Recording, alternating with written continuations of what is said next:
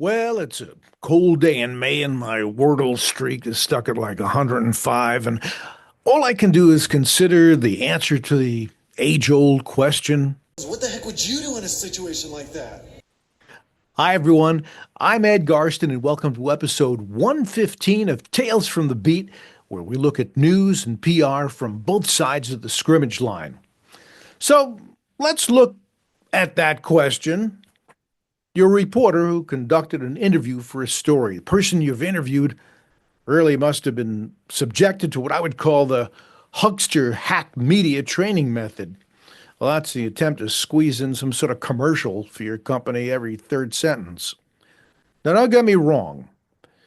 It's tried and true practice to include key messages in interviews, but there's a difference between that and mimicking a carnival barker attempting to draw in a crowd to see the man who can tie his nose up in a square knot. Embedding key messages into a response to a reporter's question takes a combination of skill and tact. Now, that's not the same as just bleeding out advertising taglines. Well, it brings up a fundamental misunderstanding by a lot of people who have either not participated in media training or did, but the training was poor or simply can't grasp the difference between a news story, also called earned media, and advertising, which is paid media. Now, you've earned coverage in the news media because you have a worthy story to tell. Hopefully, that means your story was written objectively by an ethical journalist and may contain stuff you don't like, such as an opposing view. Now, it's true. Years ago, I interviewed the president of an automotive brand. Oh, the next day, her PR person calls me and says, "Oh, my boss really liked the story, except for the balance part." Well, that's because the balance part was a third-party expert who thought the brand's cars were shit. So let's look at a recent case I was made aware of. The head of a company slipped in what the reporter considered something just a little bit too much like a commercial. The dilemma was most of the quote was really salient to the story. Now, in the end, the reporter used most of the quote and dropped the phrase he considered just a little bit too self-serving. Well, the story went live, and the world kept turning until it hit a cosmic pothole. The PR person contacts the reporter and writes, "We listened to a recording of the interview, and you left out blah, blah, blah. Could you put it back in?" So I repeat the question. What the heck would you do in a situation like that? Well, different news organizations have different policies regarding the editing of quotes. Some allow you to clean up bad grammar, and others don't. Sometimes the original response is just too long, so it's not uncommon to shorten it by using the most important part of the quote, inserting ellipses, dot, dot, dot, to indicate you've removed some words, and then adding the second part verbatim. Some news organizations don't allow the use of ellipses to shorten a quote. Well, the reporter in this case had a decision to make.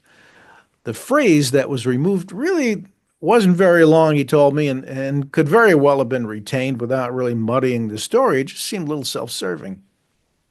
On the other hand, the reporter didn't want to cause an issue for the PR person with whom he had a long and respectful relationship and was probably asked by the client, demanded by the client to make the request. Well, in the end, since the phrase wasn't incorrect, it was actually part of the original response, and the request to reinstate it wasn't really unreasonable, the reporter's editor gave permission to add it back in. All right, cool. But manipulating quotes in any manner is not something that should be done without considerable thought. Now, the key issue is if words are to remain within quotation marks, they have to actually be said by the person, and any editing by shortening or cleaning up grammar should never change the meaning or intent of the quote, right? But it happens.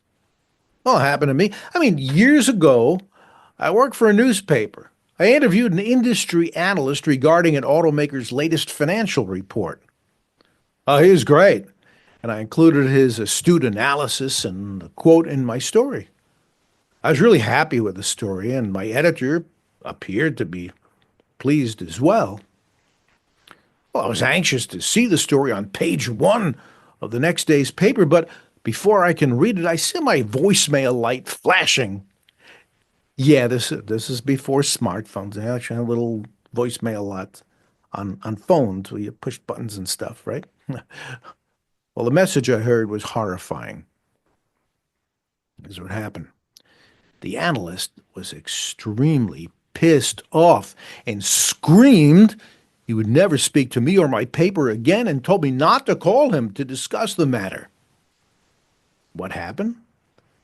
Well, it didn't take long to find out. When I read the version of my story that appeared in the paper, I wanted to commit a felony. You see, my editor rewrote the guy's quote. I mean, he completely changed the thrust of his analysis to a very negative point of view, which was the polar opposite of what he actually said. I go up to the guy, the editor, I demand, I said, what the hell did you do? And all he could say is, I don't know, I just kind of cleaned up some of the language. Are you effing kidding me?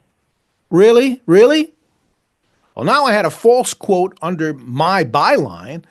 I lost a good source and probably caused that source a great deal of personal embarrassment. Well, due to several such serious ethical lapses at that publication, I actually ended up leaving. Honestly, yeah, I had to save my reputation. I couldn't risk it any longer. Well, the bottom line is, you gotta treat quotes like the gold that they are, at the highest purity. Great quotes provide a story, with color and depth, perspective, emotion, pacing. You have to manipulate them with the lightest of touch, if at all. If you're being interviewed, though, you can help make sure that what you're saying is accurately conveyed by being clear, concise, sticking to the point, and not giving the reporter or editor an excuse to play with your words by tossing in self-serving blather or other tangents. And you can quote me on that. Quotes, unquotes, and quotes. That's three quotes? Yes, sir. Add another quote and make it a gallon. Well, that's Tales from the Beat. I'm Ed Garsten. Thanks so much for listening or watching. I'd love it if you'd share, comment, subscribe. If you'd like to be a guest, just pop me a message. I'll be back soon with more tales. Take care.